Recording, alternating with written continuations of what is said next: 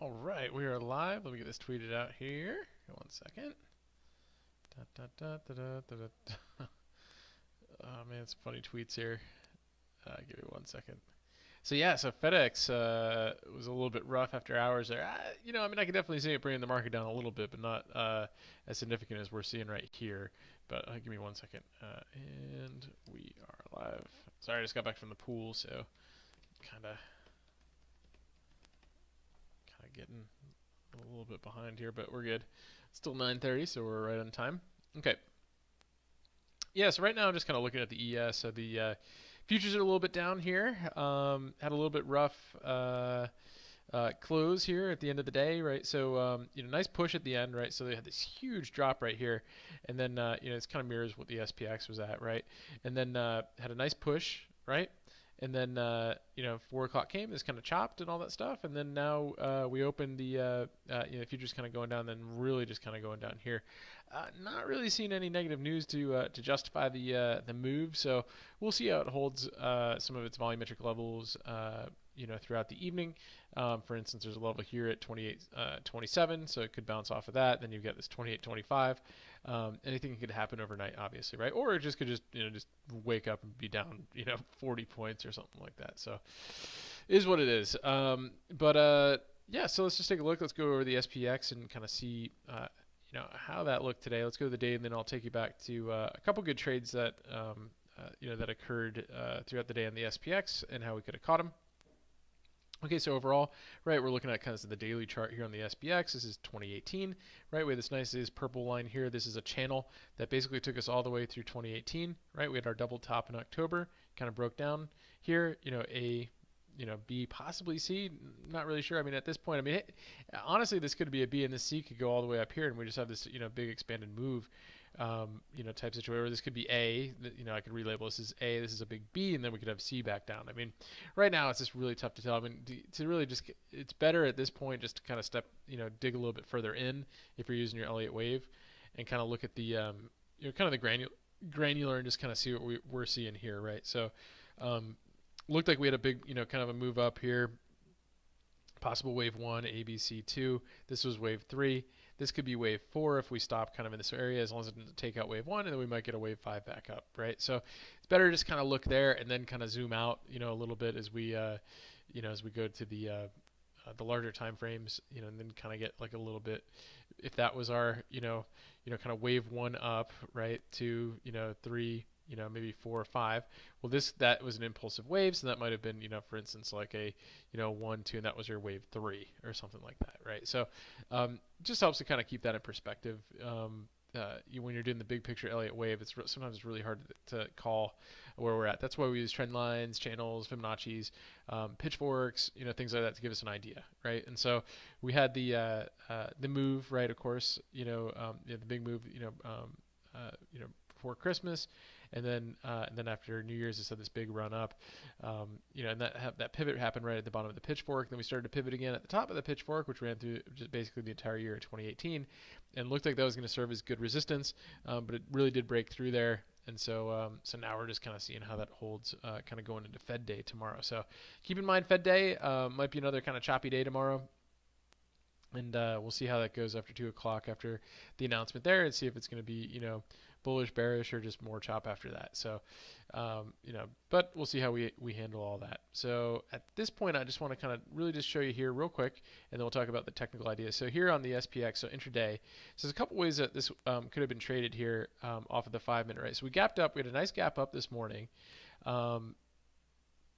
And so, originally, kind of was looking to fade the gap, kind of had to push up and then kind of came back in and held these levels right here. Now, this weekend, I'm going to talk about these levels a little bit more. These are floor pivot levels, and I'll get into those on the weekend, how they're calculated, and we'll study them a little more in depth. But right now, just look at these as levels, right? Support and resistance levels. So kind of came up, gapped up to this level here, came back in, held it, right? Came back up again, held it again, and this was the first trade of the day that I liked, right? Because we talk about the 5 and the 10 MA. This is on the 5-minute chart.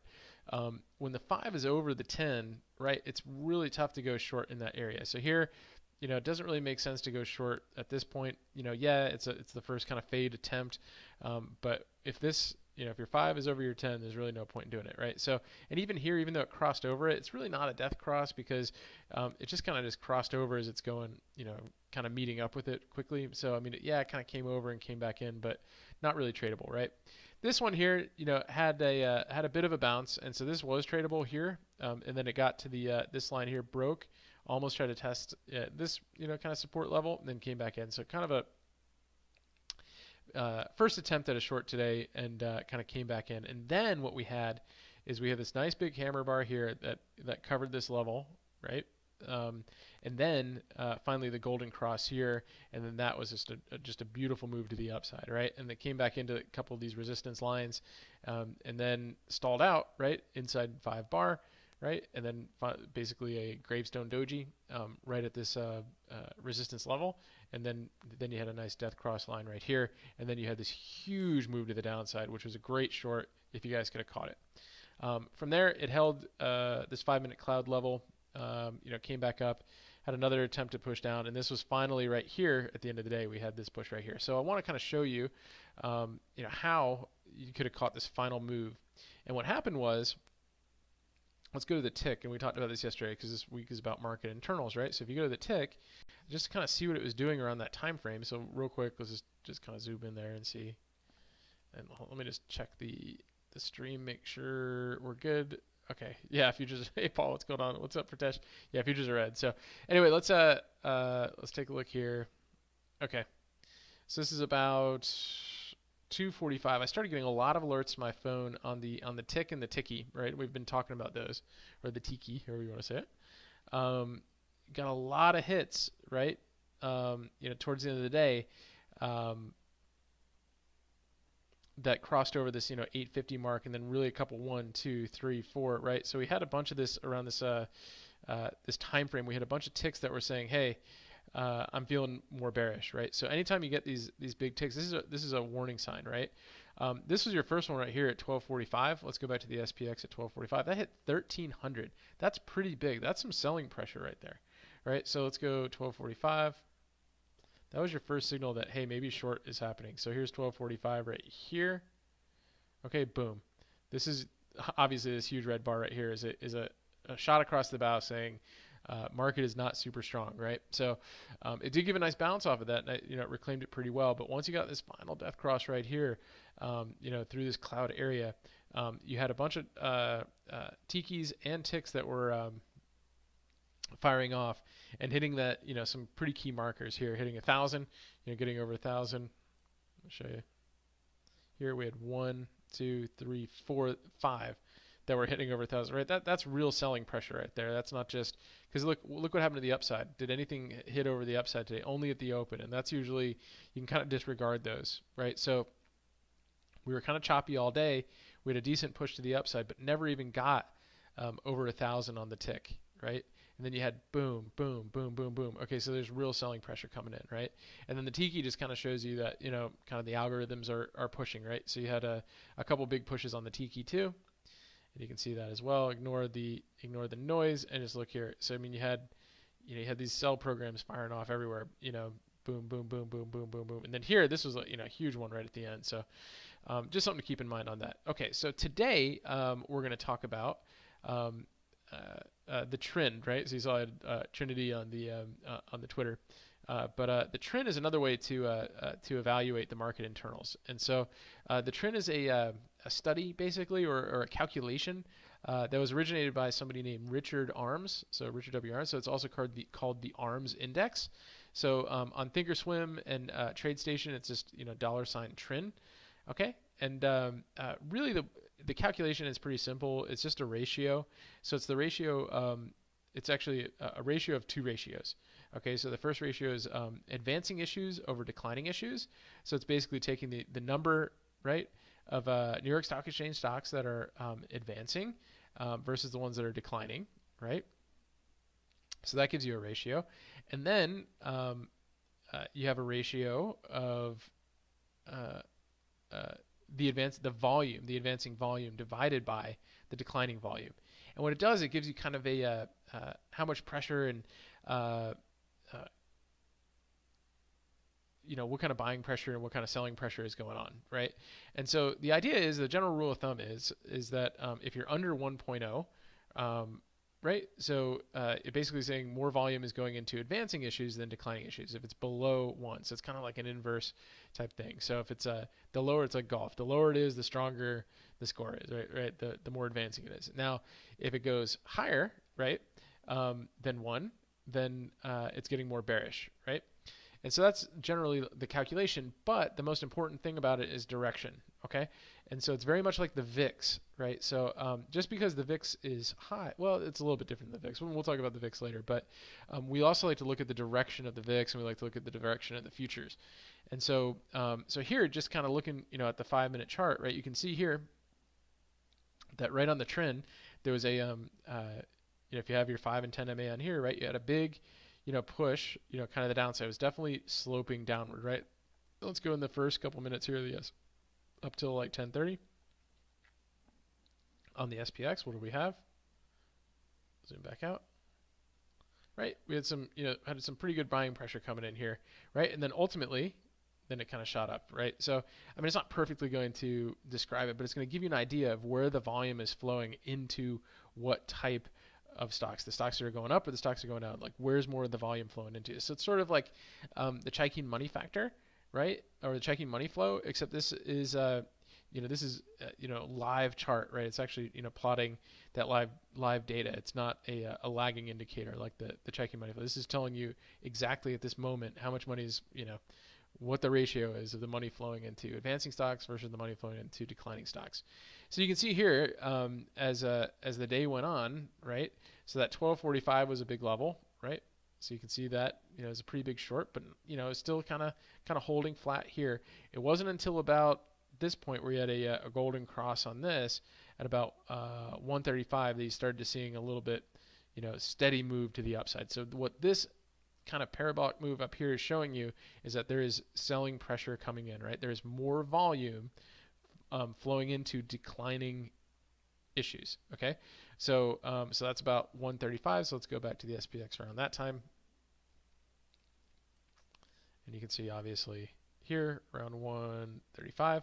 So you can see it was clear. I mean, you had a little bit of a pullback here, a little bear flag, right? And then boom to the downside. Okay. So this is another one you can kind of look at. I've got it on my Spark charts. It's one you can just kind of pull up and be like, okay, I'm sorry, the TRIN. So it's one you can look at and just kind of see what the direction is going and if it makes sense, right? So if it's flat, right here, like it is, right? It's basically, potentially chop zone, right? So, or if it's basically below 1 and it's kind of flat, right? It's kind of buying opportunities and all that stuff. But watch for a change in trend, and as that change in trend comes, you might look for potential reversal, on the charts, or look for shorts. So never really got over 1 basically for like a second, right? So, but it was really the direction that I was going that showed the direction of where we were heading. So this is another market internal that's really powerful when you combine it with the tick, right? Because remember the tick today, real quick, it had it fired off a lot under, negative 1,000 today, and never really got over 1,000 except for in the morning, right? So you had a lot of selling pressure going on there. And then of course you had the tiki. Had a lot going on intraday, obviously, but towards the end you had a lot of stuff firing to both sides. So, but a bunch of these in a row just showed me that there's a lot of selling pressure coming in there towards the end of the day. So that reviews the TRIN in terms of market internals. So at this point, if anybody has any chart requests or questions, feel free to plug those into the chat window, and we'll get to those. And so I hope everybody had a great trading day today, and looking forward to an awesome one tomorrow. So, Dash, what's going on, Paul? Michael, Amazon. Yeah, let's take a look at Amazon. Amazing Amazon. Get a sip of water here real quick. Yeah, so Amazon had another incredible day today. Let's go to the look at that. So finished with a topping tail today over the upper Bollinger Band. So I mean, honestly, it looks like a perfect short.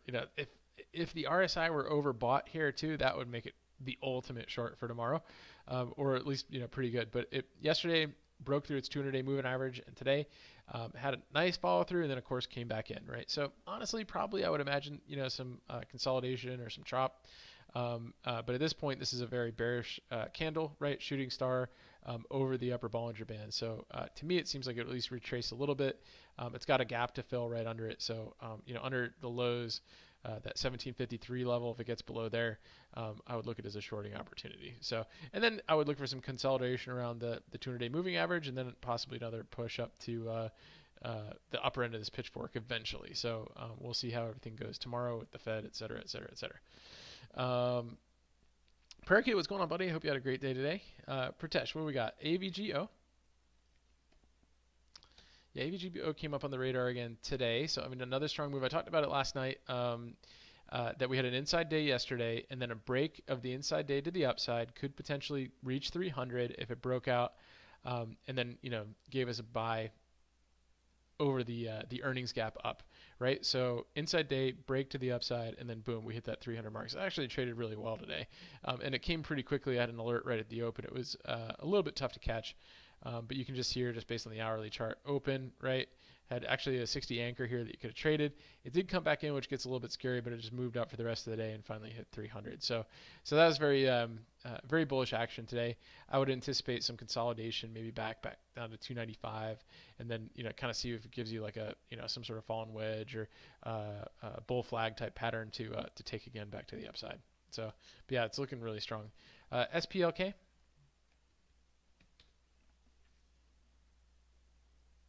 Doji Day. Wow, talking about middle of the road everything, right? It's a doji right at your mid Bollinger Band. The only thing could have made it more middle of the road if it was a doji at the mid Bollinger Band at this mid fib fan level. So this one I can't really give you any inclination one way or another. It has had 1, 2, 3, 4 higher lows in a row. And it gave a doji day today. So if it can't get through this Fibonacci fan line, it might come back down and retest like kind of this 125 area at the cloud, unless you can get something to get it going.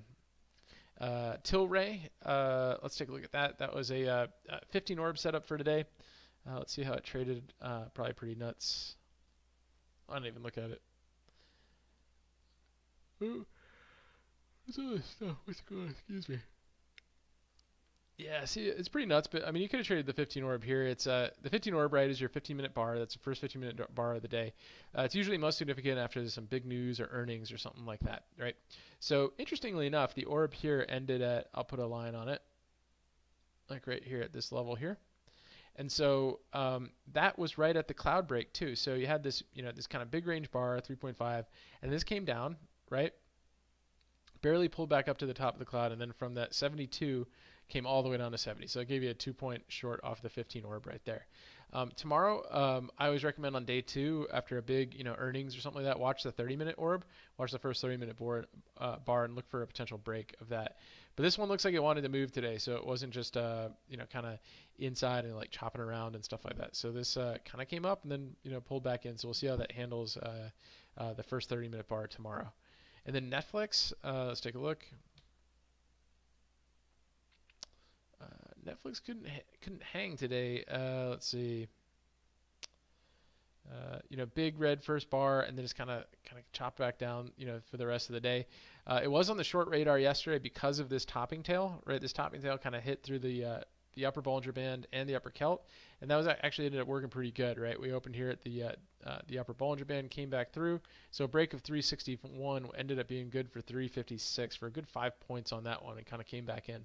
At this point, in terms of real body, you had a bearish engulfing, and you're below a couple key levels. So, but right now, this trend line area here, we've been kind of tracking as long as it holds that, it's still uptrending, right? So that was from here, right, basically essentially through here, kind of holding there. So if it breaks through, if it gets down, I would say if it breaks below 155, I think you could definitely see.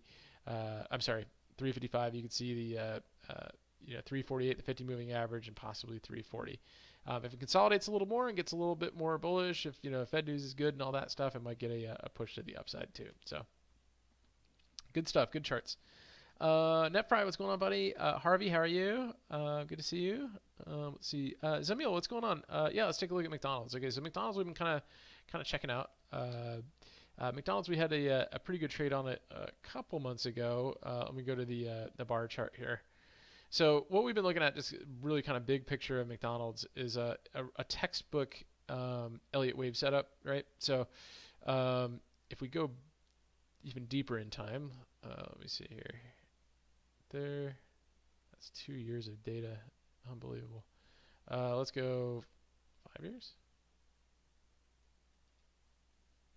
So I mean, kind of big. All right. So from this low right here, we had a 1, ABC2, wave 3, and then we had a nice triangle wave 4, right? Textbook triangle wave 4. Okay. So which gave you basically 1, 2, 3, 4, 5 for wave 4, or A, B, C, D, E for wave 4. Okay. And then it broke out through the triangle and then finished at a nice high right here of uh, what I believe is a wave 5 top. Okay. So just because it set up so well with the textbook style, and then we had a nice impulsive wave down, which gave you a correction. Okay, so this correction you can review the previous Elliott wave videos that I've done, Elliott wave elsewhere, but I counted a pretty solid impulsive 5 wave down here. And so what that means is that the only corrective waves that start with 5 waves down are a zigzag. Okay, so that's your 5, and then you just need a 3 wave up, which could also be a zigzag, but the A, B, C, right? So you had your wave B to the upside. So that's A, B, and then as soon as that hit, one of the rules of zigzags is that the B, it's not like an expanded flat. Your wave B can never extend over the start of wave A. Okay, so this day is when we shorted. One of the days when we shorted. We tried over here too. But the high of this bar was like 189 and some change, right? And the high here was 190. So that was just like out of nowhere, this thing was at 189, and that was a perfect short right there and this worked great with spreads. So it was 189 and went all the way down to 173. So that was a great trade. And with Elliott Wave, we like to trade waves 3, wave 5, and wave C. So that was a perfect setup for us there for wave C. Now at this point, that's your first corrective structure, right? So at this point, the assumption is, after your corrective structure, is that it's going to continue its way back up, right? So we're going to start to look at the wave counts, right? So we had A1, and then we had A, B, right? And then I'm kind of thinking wave C here. So this had a nice push up here. It hit a high of 186, which is good. I didn't catch it, but I had an alert. I think I had an alert at 187, so I thought it might go a little bit higher for us. But hit 186, and it might be working its way back down for a wave C bottom here at 178, and that would be your wave 2 completion, right? And then from there, I would look to go long, somewhere around this 177 area, something like that, long for a wave 3 up. And then big picture pitchfork, this kind of, it's been working its way in this pitchfork right here. So I kind of had this, and it's been serving as pretty good median support.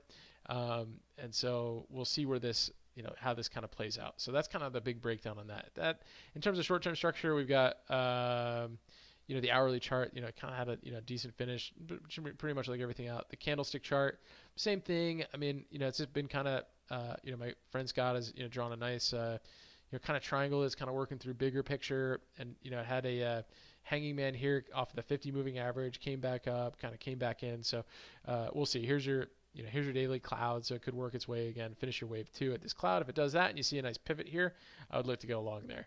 And then, so that's pretty much all I've got on McDonald's there. Right now, it's sort of indecision. I wouldn't take a trade until you can see a pivot maybe a little bit lower for a shot to the upside. So, you asked McDonald's. That's Mickey D's. It helps when we've been watching it for a while. 503, what's going on, man? Good to see you. Merritt, how are you? Amazon shooting star at the end of the day. It's going to be reversing to bear tomorrow. Yeah, it could be. It could be pretty nasty. So we'll see. We'll see what the Fed has in store for us. So, Darren, what's going on? The TRIN. Yeah, it's the only. Is that only a chart or an ETF? No, dude, it's a study. It's a real chart.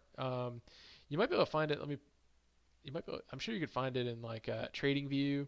But yeah, you just type in here. You type in just TRIN. It's not an indicator. It's like the McClellan oscillator. It's any of these internals. All it is a calculation basically. And yeah, so that's basically it. Just all it does is just a calculation of all the New York Stock Exchange stocks. So I don't know if there's a real indicator for it. I mean, it would be interesting. I looked that up for a couple of the other ones. Let's see, TRIN, it's ARMS. Yeah, it doesn't really have an indicator just because it's a real value. These are real values that are. It's not a lagging. It's not lagging or anything like that. This is live data, right? So it's just a combination. It's just a calculation of live data, right? So, but it's good. That's the point of the internals, like the tick and the tiki and the TRIN. They're live data, right? It's not lagging indicators. This is what's really going on, and so that's what gives you kind of these signals, of where you want to be. So just be careful of that. The over one and under one, right? Just because you're over one doesn't mean you're fully um, uh, declining or whatever the case is, right? It just has to do with the direction it's going. Now, obviously, here, this big push up here is kind of a declining move like type thing, and so this move here, we saw the big sell off into the move, so that kind of shows you. And then once you get over one, then that just shows you that more money is flowing, more volume is flowing into the declining stocks. So so mostly just it's not really an indicator. It's more of like the market internals, which is the theme of the week. So hopefully that helps. Nephrite, Diz is definitely getting dizzy. Nasty chart, goodness gracious. A couple of you guys on Twitter, caught this, after hours on Friday. It really just, couldn't hold, and then gave a little bit of a push up, throughout the day. Tried to hang in there, and then just demolished. Like people just dumped it at the end of the day. I mean, just nasty stuff. So, a little unexpected on Disney, but let me go to the daily. And so, big bar like this, I would have to imagine there's going to be some follow through tomorrow, right? Blasted through the 50-day moving average, the 200 moving average, and it's into the cloud. A break on the lows, today's lows could get, all the way back down to 108. And obviously, if that fails, there's plenty of room below. So, possible target back down to 102. So, really interesting. But I would imagine some consolidation. But if the market's weak tomorrow, as futures right now are kind of pointing to, might get some follow through on that. Andrew, what's going on, buddy? Melly? Yeah, let's take a look. Melly. One of your favorites. So big move after earnings, right? We did see this pullback, and then we got that break, right? A couple of the breaks of that high there was key, right? That 451, and it's also key later. I want to kind of bring that up. So this level, right? Obviously corresponding with the pitchfork level too. So anytime confluence, anytime you can combine levels. But look at that right there. So the second day after earnings, right, it broke that level and came to the upside. So some decent follow through. Then it gave you a hammer, another break to the upside, and then it gave you that kind of overbought over the upper Bollinger Band, right? And that gave you a nice pullback right here. Okay, found some support at the 10 moving average and the Kelt, and then what happened, right? The next day it held that. This is basically like your 15-minute orb level. This is a key level right here off of that gap. That's your level that the bears don't want you to get beyond. And look, it did it again. They pushed it down as best as they could, and then it broke. And then when it broke solid, right? So that was a real big push there from that 451 all one day, all the way like 30 points right there. I mean, just incredible move, right? And then you had this measured move bar, right? Pause and then continued move. And then it pushed, 514. I mean, goodness gracious, then it kind of consolidated a little bit. So at this point, you've got an inside day. So just watch a break to the upside and a break to the downside. A break to the upside, you could potentially take out these levels, get up to 500, and then it can potentially hit 505. If it breaks below to the downside, then it might want to test that 459 level again. So just be careful, especially the market's weak. So that's definitely one to look at. And then SPLK, I think we just looked at this, if I'm not mistaken. Yeah, we just looked at this one. So, Doji Day, right at this key, mid Bollinger Band, Fibonacci level. So big point of indecision. So just kind of have to follow the price action on that one. So, but if anything, big move down after earnings, right? What does this look like? Bear flag, right? So watch a break of that to the downside, right? So, this 128 level, could retest the cloud. So keep that in mind. Good. Paul, what's going on? JP Morgan. JP Morgan was great the other day. Actually behaved a little funny. It was a 60 anchor trade. If we go to the 60s a couple days ago. Here.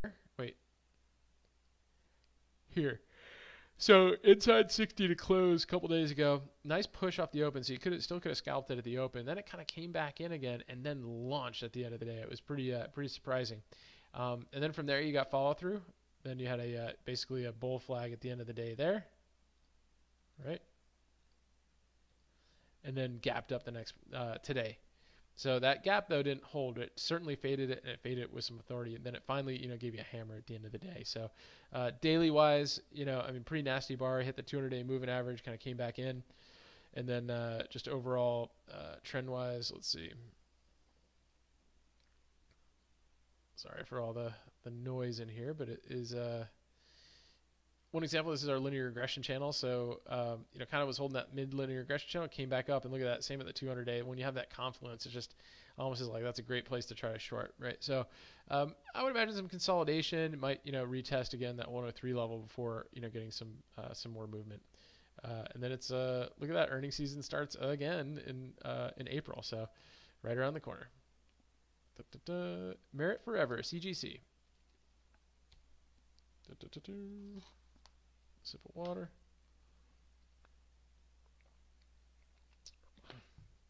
So this is another one my friend Scott's been looking at. Kind of it's been giving you this kind of triangle right here.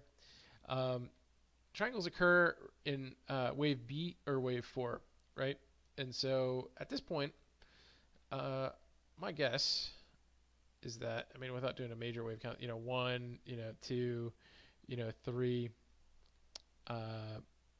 this could be like wave 5 up. And then here, this could be A, right? And then, this could be the finish of wave B potentially. And then, or, A, B, and then might give you like kind of a wave C up, right? So, anyway, either way, it is the point is it's consolidating right here at major volumetric level. So break to the upside could get you to 53, and a break to the downside, I don't know if it would go all the way down to 30, but certainly could try. So lots of consolidation here. I would watch to see which way it breaks to the upside. So a break over 48 could go up, and a break under 44 could go down. I know it's kind of a big range, but you have to wait for it to get out of this triangle. Andrew, we got Pags and Yeti. Whew, Pags is good. So nice big push up today. Let's see how that looks on the what it did on the daily. Yeah, it kind of came back in. So on the daily, it's going to give you this shooting star. So this is bearish off of the upper Bollinger Band. Potential gap fill. What was our news today? Let's see. Could get higher, maybe. That was the 26th. Digital. Anyway. So just watch a break of the low of the day tomorrow. It might give you, I would target 50% gap fill. If it fails, and sometimes these do, to break to the downside, then use that as your key level, like we were talking about Mercado Libre. Whoa. Just put a price line on that. Kind of on the high, which was 31.50. So 31.50 break, could get some more upside movement. Just again, the topping tail at the upper Bollinger Band is a bearish signal. But again, if it fails to break to the downside or even recover the 50% range, wait for a break of that 31.50 area. Otherwise, you might just see some consolidation. And then Yeti.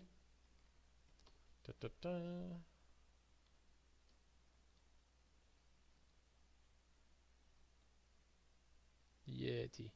So it kind of gave you that hanging man top right there. Try to push the upside, gave you that 31, then finish with a spinning top day right at upper Bollinger Band with over bought levels and negative divergence on the RSI there and there. So to me, even after this gap, sometimes these things do run out of steam, right? So this is a very good potential shorting opportunity. So so definitely keep an eye on that too. Manoj, what's going on, buddy? CVS.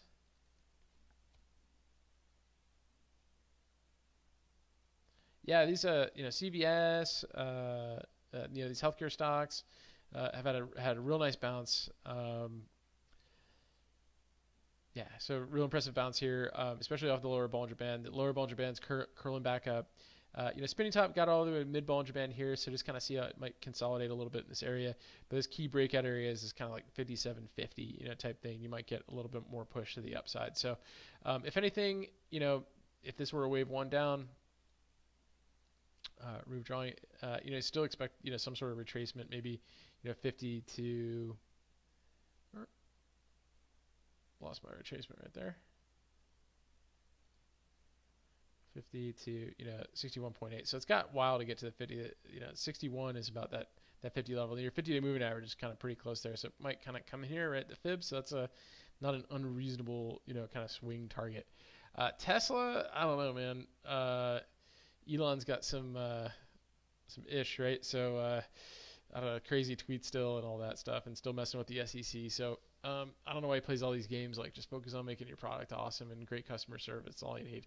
But yeah, he's doing all that stuff. So Doji day to day, Doji finish at the lower Bollinger Band. So my guess is probably still another push to the downside.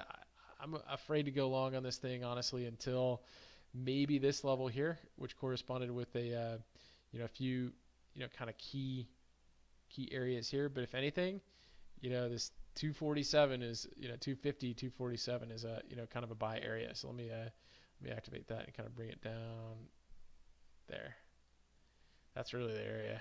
So struggling. It's struggling. So let's see what kind of volumetric areas we have real quick. Yeah, it's below your next volume level. It tried to get through. Recently, remember we saw that break, and then I said, "Watch out here, guys! It's looking bearish," and then boom, it came right off of it back down. So here's some key pivots that it needs to hold, and if it can't hold that, then golly, back down to 208. So watch out for that on Tesla. And then MU. Gosh, they've got earnings when? Is it tonight or tomorrow? 3:20 after the close. So, nice breakout from this downward channel, right? And then so at that point, that's sort of like your, okay, so let's say this is wave 1. Maybe this is wave 2. I think I had called this wave 3, and this is possibly wave 4. If it is wave 4, then we're looking at 1, 2, and then earnings fail, 3 to the downside, right? So potential target 31. We're looking at they're expecting $2 to $3. Expected move right now. Let's see how it's got pretty big implied volatility going on, coming into earnings. So I don't know. I think a lot of people are thinking it's going to go down. They might surprise, but I doubt it. So I wouldn't be surprised if it did go to the downside. Great charts. Real quick, before I get to CMG, I just want to look at FedEx real quick. This is one, it's going to be on the 15 order list tomorrow. It kind of got hit. I've been calling for a down move. Obviously, trading in earnings is rough, so we'll watch the 15 orb. But I really was thinking here we had wave 3, then we had 4, and I think we're probably going to finish 5 here, probably down to this 130 level, and then back up, and then finally eventually down, I think, below 120. So I said kind of by May in that area. So just kind of keep an eye on that. Okay, so CMG.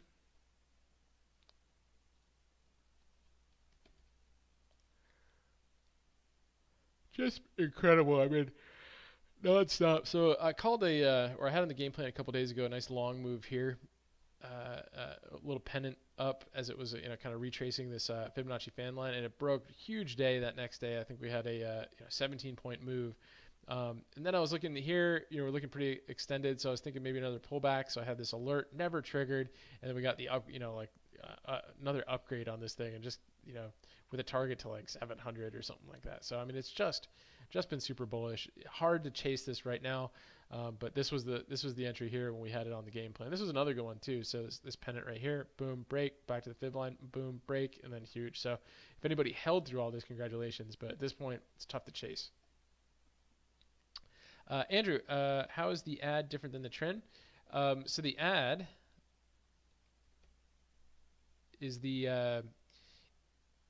it's a little bit different. Okay, so it's the New York Stock Exchange. It's your advancing issues minus your declining issue. It was closed at minus 593, and this closed at minus 626. They're a little bit different because what the tick does is it just counts upticks, and the ad determines its what's advancing, right? So, and I don't think it uses the tick. I think it uses a slightly different calculation, but I have to look that up later. But they're not quite the same, right? So the ad and the tick are both calculations, right, off of what's ticking up and what's ticking down, or what's advancing minus what's declining. Whereas the TRIN is a ratio. It's actually a ratio of ratios, and so it just kind of shows you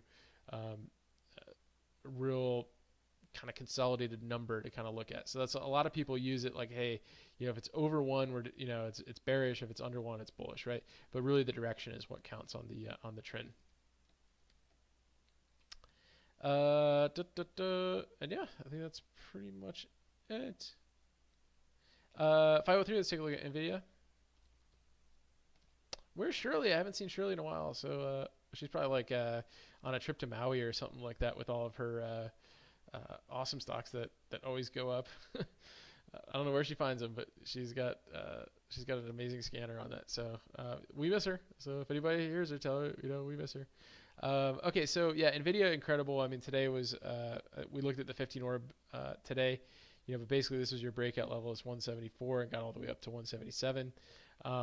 It was a 15 orb play. Why? Because it wasn't upgraded, but it had like some positive news on it with their conference that they're teaming up with Amazon, and so that just gave it a nice bullish move.